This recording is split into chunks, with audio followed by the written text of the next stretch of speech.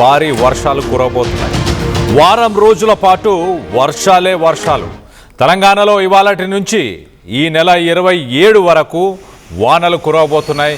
ఇవాళ మంచిర్యాల, నిర్మల్, నిజామాబాద్, జగిత్యాల, రాజన్న సిరిసిల్ల, మహబూబాబాద్, నాగర్ కర్నూల్, మహబూబ్ నగర్, జోగులాంబ, గద్వాల్ జిల్లాల్లో భారీ వర్షాలు కురిసే అవకాశం ఉన్నట్టు వాతావరణ శాఖ చెప్పుకొస్తుంది. మరోపక్క శ్రీకాకుళం, విజయనగరం, మన్యం జిల్లాలలో భారీ వర్షాలు, ఏలూరు, కృష్ణా, ఎన్టీఆర్, గుంటూరు జిల్లాల్లో పిడుగులతో వర్షాలు పడే అవకాశం ఉన్నట్టు తెలుస్తుంది.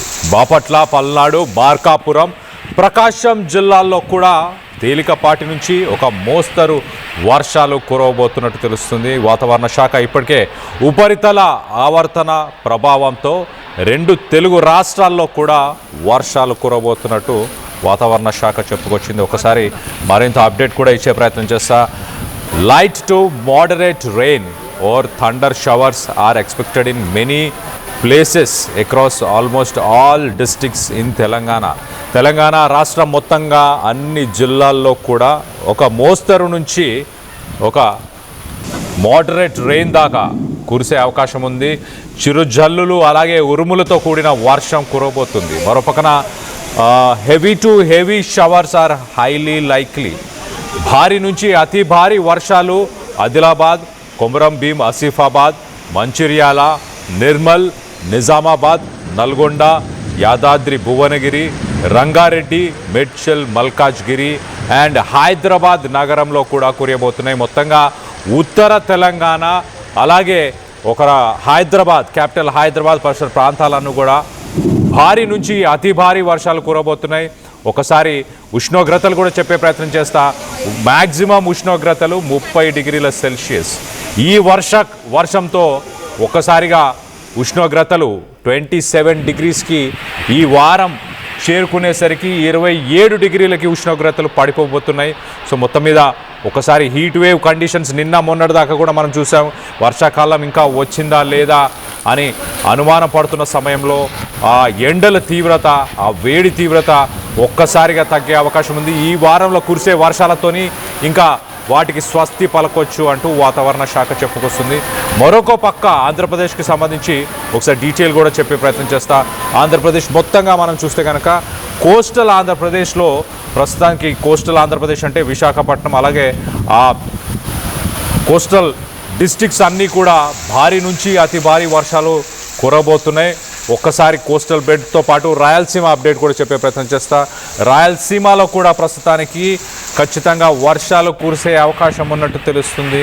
అలాగే అక్కడ కూడా టెంపరేచర్స్ కొంత తగ్గే అవకాశం ఉన్నట్టు తెలుస్తుంది. హైదరాబాద్ అలాగే మిగతా కోస్టల్ సిటీస్లో కొంత ట్రాఫిక్ అంతరాయాలు అలాగే కొన్ని చోట్ల నీళ్లు కూడా నిలిచిపోయే అవకాశం ఉన్నట్టు తెలుస్తుంది. మొత్తం మీద గాలులు 40 నుంచి 50 కిలోమీటర్లు ప్రతి గంట గాలులు వీచే అవకాశం ఉన్నట్టు తెలుస్తుంది. ఈ వారం మొత్తంగా హైదరాబాద్ నగరానికి సంబంధించి కూడా ఒక్కసారి వెదర్ అప్డేట్ చెప్పే ప్రయత్నం చేస్తా. ఇవాళ 55% హైదరాబాద్కు సంబంధించి వాన పడే అవకాశం ఉన్నట్టు తెలుస్తుంది. రేపు 61%, ఎల్లుండి 80%, అలాగే June 25 90%, June 26 heavy rains 49%. So మొత్తానికైతే హైదరాబాద్ ప్రస్తుతానికి ఎల్లో అలర్ట్ని ఐఎండీ జారీ చేసింది. హైదరాబాద్లో మేజర్ మాన్సూన్ రివైవల్ అని చెప్పొచ్చు ఒక రకంగా.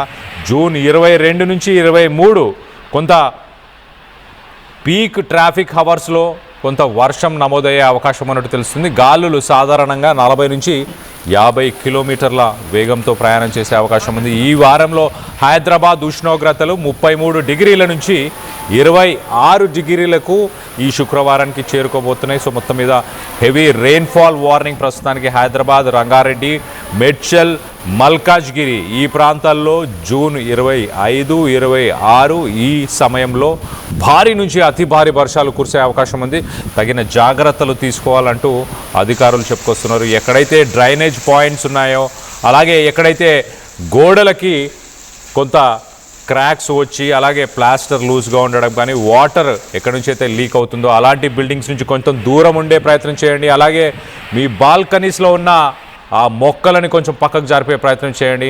ఫర్నిచర్ కానీ మిగతా వస్తువులు ఏవైతే బయట ఉన్నాయో వాటన్నిటిని ఇంట్లో పెట్టుకునే ప్రయత్నం చేయండి. అలాగే ఎమర్జెన్సీ సప్లైస్ అంటే టార్చ్ లైట్స్, పవర్ బ్యాంక్స్, కావాల్సిన మందులు కానీ అలాగే కొంత నిల్వ ఉంచుకునే ఆహార పదార్థాలు కూడా మీరు ఇంట్లో పెట్టుకునే ప్రయత్నం చేయండి. మరోపక్కన కరెంటు పోయిన సమయంలో ఇమీడియట్గా హెవీ అప్లయన్సెస్ అంటే ఇంట్లో ఉన్న రెఫ్రిజిరేటర్స్ కానీ, టీవీలు కానీ, కంప్యూటర్స్ కానీ ఇలాంటివన్నీ కూడా ఆఫ్ చేసే ప్రయత్నం చేయండి.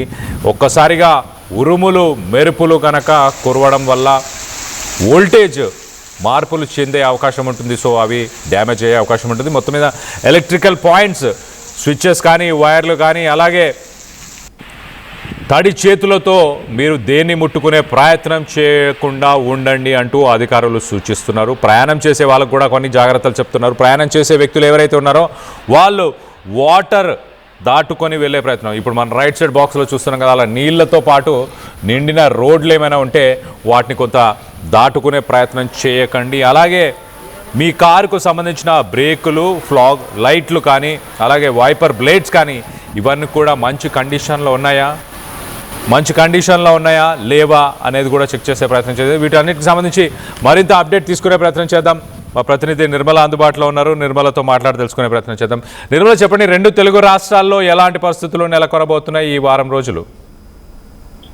ఎస్ కళ్యాణ్, ఈ రోజు నుంచి మొదలుకుంటే కూడా భారీ వర్షాలు, అతి భారీ వర్షాలు కూడా నమోదయ్యే అవకాశాలు కూడా ఉన్నట్లు మనకి నిపుణులు అయితే తెలియజేస్తూ ఉన్నారు, వాతావరణ శాఖ నిపుణులు. అదే విధంగా ఇప్పటికే 4 రోజుల నుంచి కూడా మొదలయ్యాయి వర్షాలు.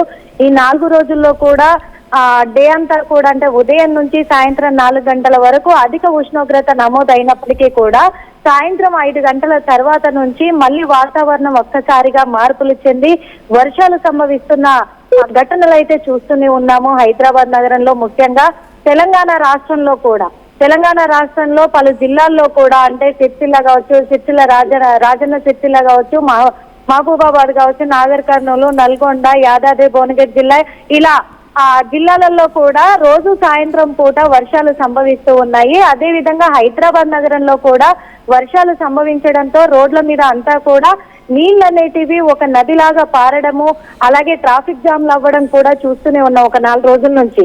కాకపోతే ఈ రోజు నుంచి భారీ నుంచి అతి భారీ వర్షాలు ఈ నెల 27వ తారీఖు వరకు కూడా సంభవిస్తాయి ఖచ్చితంగా అని చెప్పేసి ఇక్కడ వాతావరణ శాఖ నిపుణులు తెలియజేస్తున్నారు.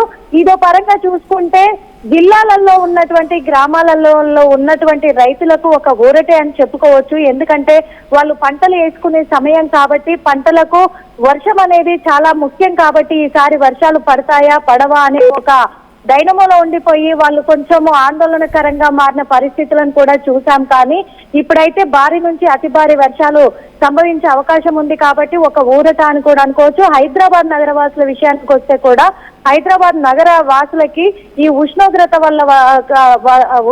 వల్ల వడదెబ్బలు కొట్టి అల్లాడిపోయిన సిచ్యువేషన్లు కూడా చూసాం. కానీ వాళ్ళందరూ కూడా ఇప్పుడు వర్షం సంభవిస్తున్న కారణంగా చల్లబడుతుంది, వాతావరణము ఉపశమనంగా ఉంది అని చెప్పేసి హైదరాబాద్ నగరవాసులు ఒక పరంగా చెప్తూ ఉన్నారు.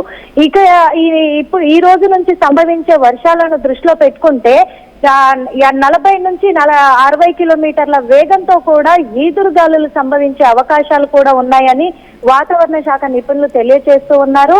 అదే విధంగా ఈదురుగాలులతో పాటు ఉరుములతో మెరుపులతో కూడుకున్నటువంటి వర్షాలు సంభవించే అవకాశాలు ఉన్నాయి కాబట్టి వడగండ్లు కూడా పడే అవకాశాలు ఉన్నాయి కాబట్టి ప్రజలంతా కూడా అప్రమత్తంగా ఉండాలి అని చెప్పి సూచిస్తూ ఉన్నారు.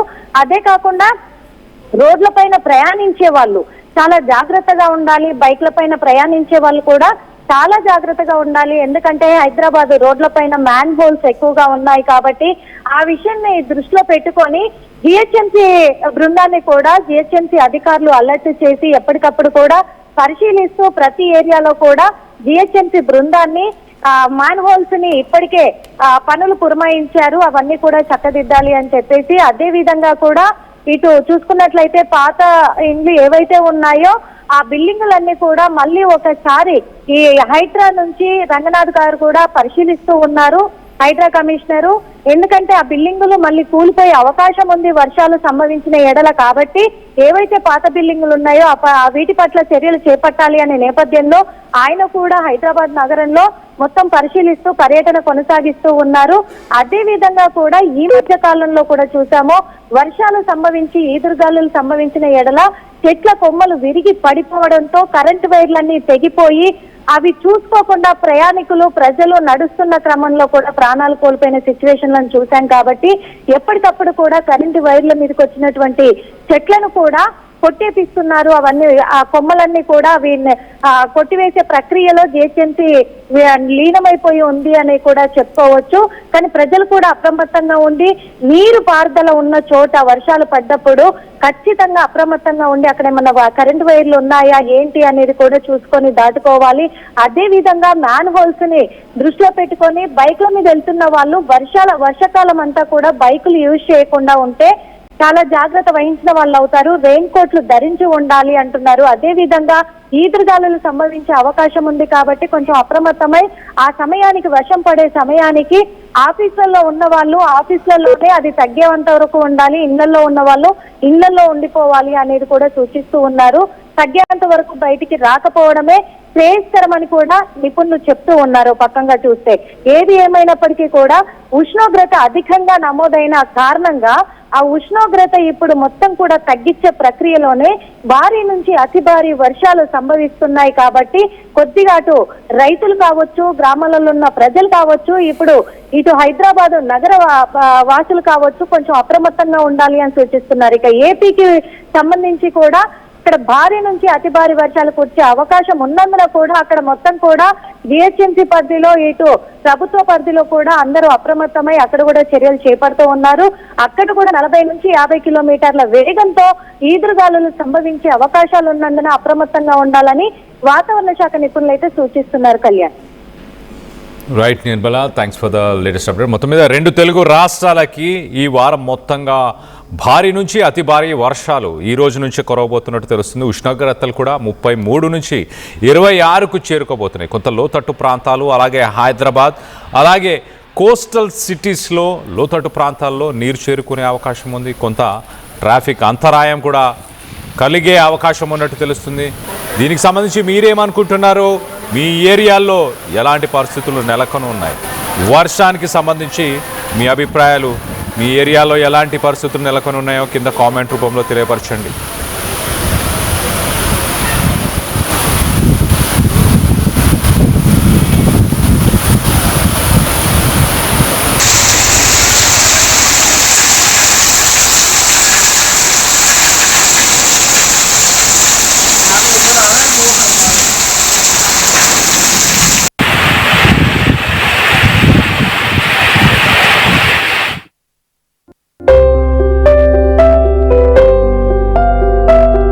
చిన్న చిన్న ఆనందాలు 35 ఏళ్లుగా నా జీవితంలో లేవు.